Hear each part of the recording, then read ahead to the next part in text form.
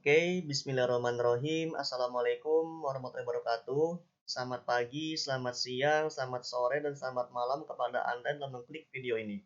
Sebelumnya, saya ucapkan terima kasih kepada Anda yang telah mengklik video ini.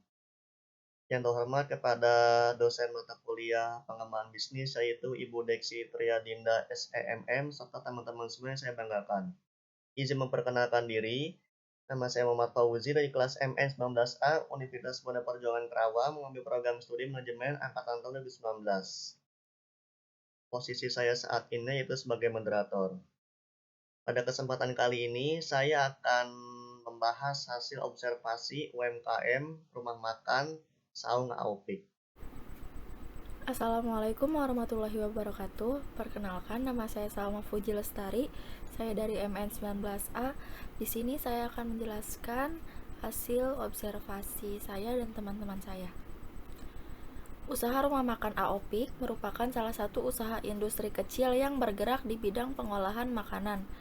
Usaha ini juga merupakan makanan yang terbilang populer bagi masyarakat. Usaha rumah makan Aopik ini adalah usaha yang menyajikan makanan khas Sunda.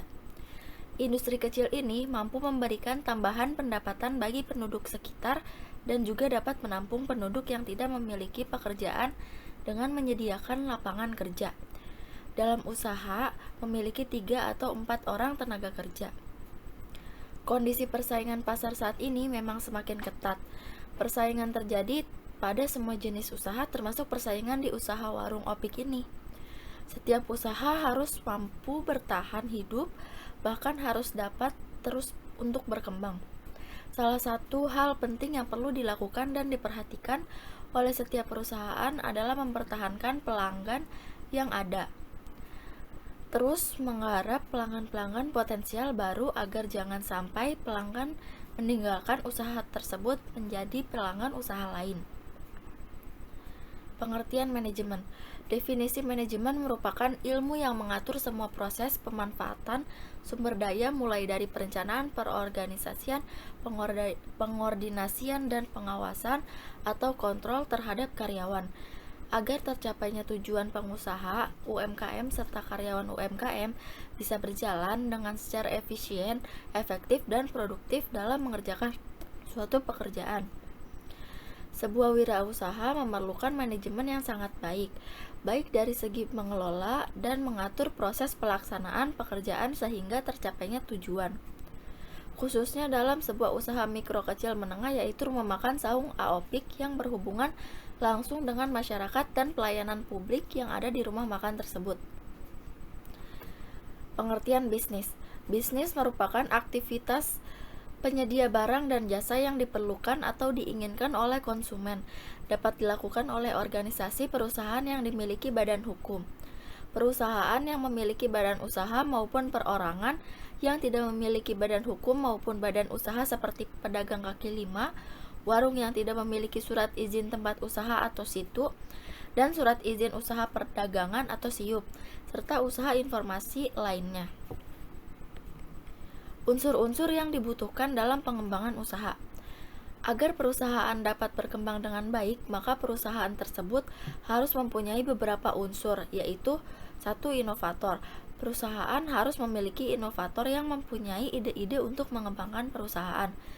2. Businessman. Perusahaan harus memiliki businessman yang mempunyai sense of business yang mampu menerjemahkan rencana inovasi menjadi hal yang nyata dan menghasilkan profit. Yang ketiga, entrepreneur. Perusahaan yang memiliki kewirausahaan yang mempunyai jiwa kewirausahaan atau entrepreneur yang mampu menggerakkan dan mengorganisasi gagasan menjadi kegiatan yang nyata. Yang keempat, manajer. Perusahaan yang harus memiliki manajer dengan keterampilan manajerial atau managerial skill yang memiliki kemampuan mengelola perusahaan agar perusahaan selalu berada dalam hubungan yang harmonis dengan para pemangku kepentingan. Dan yang kelima, ada expert. Perusahaan harus memiliki tenaga ahli atau expert yang mempunyai keahlian yang mendalami bidang-bidang tertentu agar perusahaan kuat dalam berbagai segi keahlian. Selanjutnya akan dilanjutkan oleh teman saya. Nah, jadi di sini tuh ada bahan produksi. Untuk bahan-bahan produksi, UMKM ini menggunakan tipe fresh atau segar, di mana bahan yang didapat, dibeli, dan diproduksi di waktu yang sama hampir 90% bahan baku kita dapat dari pasar Johar dan pasar Kerawang. Sisanya dari supplier yang diantar ke warung seperti tempe, daun singkong, itu ada di supplier dari warga sekitar yang menyediakan itu. Adapun bahan-bahan utamanya seperti beras yang diolah menjadi nasi, sayuran atau lalap dan sambal, daun singkong, selada, timun, wortel, labu, cabai, asam, bawang, tomat, lada, ketumbar, kecap, kemiri, kunyit, daun pisang, daging, ikan. Nah, ikan ini ada ikan mas, ikan nila, dan ikan jambal, ayam kampung dan ayam negeri, tahu dan tempe. Sayuran untuk bahan baku sayur asam yaitu seperti labu siam, daun melinjo, jagung, kacang panjang, nangka muda, serta bumbu sayur asam. Sayuran untuk sop, kol, kentang, wortel, bawang daun, seledri, daging, sop iga sapi, serta bumbu sayur sop daging sapi dan bumbu sop iga sapi. Nah, di sini ada sayuran tumis ya.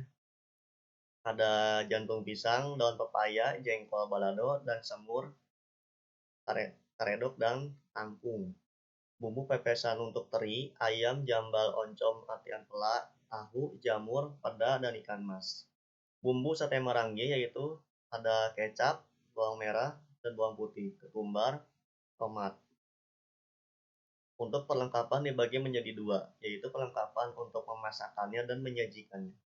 Untuk memasak, adapun perlengkapan yang dibutuhkan seperti alat masak seperti spatula, wajan kecil dan wajan besar, panci, saringan minyak, aneka pisau, talenan, kompor gas, dan lain sebagainya. Rak penyimpanan, lemari pendingin freezer, peralatan makan yang wajib dimiliki seperti piring, sendok, garpu, aneka pemanas lauk, mangkuk, meja, kursi, dan sebagainya. Untuk penyajian atau pengemasan yaitu pengemasan masih manual menggunakan plastik, dus, dan plastik anti panas dan kertas nasi. Nah, di sini saya akan membahas tentang produksinya ya. Proses masak kita mulai operasional setiap hari dari jam 6 pagi, mulai dari preparasi bahan, pencucian bahan, sampai pengolahan bahan. Biasanya selesai sekitar antara jam 9 atau jam 10, tergantung banyaknya produk yang habis. Adapun proses produksi aneka pepes seperti pepes oncom, jambal, ayam, teri, ati ampela, tahu, jamur, peda, dan pepes ikan mas. Nah, cara membuat bumbu pepes itu seperti ini ya. Masukkan kemiri, kunyit, bawang merah, bawang putih, cabai merah, cabai rawit merah, tomat, sereh, salam, lengkuas, mudah diulek. Lalu diulek sampai halus. Cara membuat pepes ikan mas, jambal, dan ayam. Pertama, lumuri ikan mas, ikan jambal, ayam dengan 2 sendok teh garam dan 1 sendok teh air jeruk nipis, lalu didiamkan selama 15 menit. Lalu yang kedua, ambil setengah bagian bumbu halus dan tambahkan ragi instan, 1 sendok makan garam, 1 sendok teh gula pasir, dan minyak goreng, lalu aduk sampai merata. Yang ketiga, kemudian lumuri ikan mas, ikan jambal, ayam dengan bumbu sesuai dengan resep. Yang keempat, alasi dasar wajan datar dengan serai. Yang kelima, letakkan ikan mas, ikan jambal, ayam yang sudah dilumuri bumbu. Yang keenam, tuangkan air secara bertahap dan masak di atas api kecil sampai meresap. Yang ketujuh, tambahkan sisa bumbu halus, daun kemangi, daun bawang, cabai rawit merah, 1 sendok teh garam, dan setengah sendok teh gula pasir. Lalu diaduk sampai merata. Lumuri kembali bumbu ke ikan mas, ikan jambal, ayam, lalu dibungkus dengan daun pisang yang diberi daun salam. Selamat semat dengan lidi dan kukus hingga 45 menit sampai matang ya. Assalamualaikum warahmatullahi wabarakatuh. Perkenalkan, nama saya Mutmainatus Salah. Saya akan menjelaskan tentang proses produksi berikutnya. Cara membuat pepes oncom, teri, ati ampela, tahu, jamur, dan ikan peda yaitu cabai rawit merah dan hijau, bawang putih, bawang merah, kemiri, sedikit gula dan garam, lalu diulek kasar. Kedua, cuci oncom dengan cara diperas airnya. Lalu teri, anti ampela, tahu, ikan peda, dan jamur juga dicuci. Ketiga, oncom dipotong-potong kotak dan diremas. Anti ampela dipotong-potong kotak juga, tahu diremas, serta teri dan jamur dan jamur disuir-suir. Siapkan 1 peda juga. Keempat, masukkan oncom, teri, anti ampela, tahu, jamur, peda di masing-masing daun pisang. Aduk rata dengan bumbu ulek tadi. Tambahkan penyedap rasa juga. Kelima, semat dengan lidi dan dikukus selama 45 menit sampai matang. Adapun proses produksi tumis daun pepaya. Yang pertama, cabai rawit merah dan hijau, bawang putih, bawang merah, kemiri, sedikit gula dan garam, lalu diulek kasar. Yang pertama, didihkan air, tambahkan garam, lalu rebus daun pepaya sampai layu dan sisihkan. Yang kedua, tumis bumbu yang sudah diulek kasar sampai tercium bau harum, lalu tambahkan daun salam dan irisan cabai. Lalu masukkan sedikit saja air matang, bumbu dengan garam, kaldu bubuk, dan gula. Masukkan daun pepaya, aduk sampai bumbu merata dan air menyusut. Selanjutnya, pengemasan. Pengemasan di saung AOPIK ini masih manual, masih menggunakan plastik, kardus, dan plastik anti panas serta kertas nasi. Untuk pengemasan diketahui sebagai berikut. Untuk yang memasang banyak, bisa memakai dengan dus kotak makan. Siapkan kertas nasi. Siapkan cetakan nasi yang berbentuk mangkuk kecil. Masukkan nasi dan menu-menu makanan yang telah dipesan ke dalam dus kotak makan tersebut. Selanjutnya, promosi dan penjualan. Untuk promosi diketahui menggunakan sosial media pemilik saung AOPIK, yaitu Instagram, Facebook, dan TikTok dengan nama saung AOPIK. Sedangkan TikTok masih menggunakan akun pribadi dan masih untuk dicoba-coba. Penjualan menggunakan metode biasa dilakukan lewat Gojek ataupun GrabFood. Namun rata-rata yang paling banyak konsumennya ada di WhatsApp, serta pemasaran produk menggunakan banner di tempat saung AOPIK tersebut. Penjualan. Awal mula didirikannya usaha rumah makan saung AOPIK pada tahun 2001. Usaha ini juga merupakan makanan yang terbilang populer bagi masyarakat. Usaha rumah makan saung AOPIK ini adalah usaha yang menyajikan makanan khas Sunda. Industri kecil ini mampu memberikan tambahan pendapatan bagi penduduk sekitar dan juga dapat menampung penduduk yang tidak memiliki pekerjaan dengan menyediakan lapangan kerja.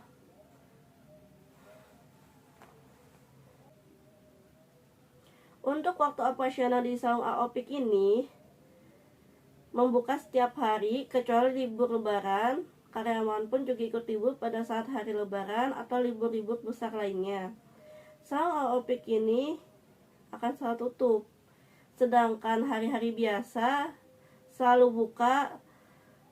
Sabtu dan Minggu pun juga saung AOPIK ini buka. Untuk waktu operasionalnya buka dari jam 10 pagi sampai dengan jam 7 malam. Semakin berkembang, rumah makan sahur Aopik ini memiliki inovasi terbaru yang mulai berkembang, seperti pelebaran-pelebaran menu juga semakin bertambah. Dari yang 5 ekor ayam dan ayamnya digoreng sampai mempunyai menu-menu makan terbaru. Selanjutnya akan dijelaskan oleh teman saya. Terima kasih. Saya Rena Suci Kusmiati akan melanjutkan pada bagian keuangan dari rumah makan Sahur Aopik. Berikut ini penjelasannya. Dengan modal dahulu sebesar 2 juta rupiah itu sudah termasuk pada alat-alat dan juga etalase. Kini rumah makan Sahur Aopik memiliki omset kurang lebih sebesar 600 juta per tahunnya. Dan alur kas Sahur Aopik ini dibagi menjadi 3 bagian, yaitu untuk bahan baku, belanja bahan baku, untuk gaji karyawan, dan juga untuk perbaikan rumah makan Sahur Aopik ke depannya. Pada dampak COVID-19 ini, rumah makan Sahur Aopik mengalami penurunan dan omset sampai kenaikan harga bahan bakunya pun mengalami kenaikan. Sedangkan rumah makan Sahur Aopik tidak bisa menaikkan harganya, sehingga dia mengalami penurunan sebesar 50% untuk penjualannya. Selanjutnya yaitu analisis dan perhitungan peramalan permintaan. Berikut merupakan analisis peramalan permintaan dari rumah makan Sahur Aopik. Pada tahun 2022, diketahui kisaran dari tahun penjualan dalam 5 tahun terakhir, yaitu tahun 2018, 2019, 2020, 2021, dan 2022. Per tahunnya mengalami kenaikan juga penurunan. Pada tahun 2018, penjualan perbungkusnya yaitu sebesar 20.000. Pada tahun 2019, perbungkusnya mengalami kenaikan sebesar 22.000, dan 2020 mengalami penurunan penjualan perbungkusnya sebesar 20.000, dan 2021. Berikut ini merupakan analisis dan perhitungan peramalan permintaan. Perhitungan peramalan permintaan dengan analisis tren garis lurus dengan metode Least Squared, yaitu sebagai berikut. N1, 2, 3, 4, 5 tahun 2018, 2019, 2020, 2021. Penjualan atau Y, X, S kuadrat, dan XY. Tahun 2018 penjualan atau Y-nya sebesar 20.000, X-nya 0, X kuadratnya 0, XY-nya tidak ada. Dan tahun 2019 penjualan atau Y-nya itu 22.000, X-nya itu 1, X kuadratnya itu 1, dan XY-nya itu sebesar 22.000.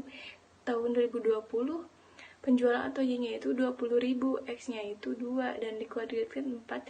Jadi hasilnya itu X-nya itu 40.000, dan 2021 itu 18.000.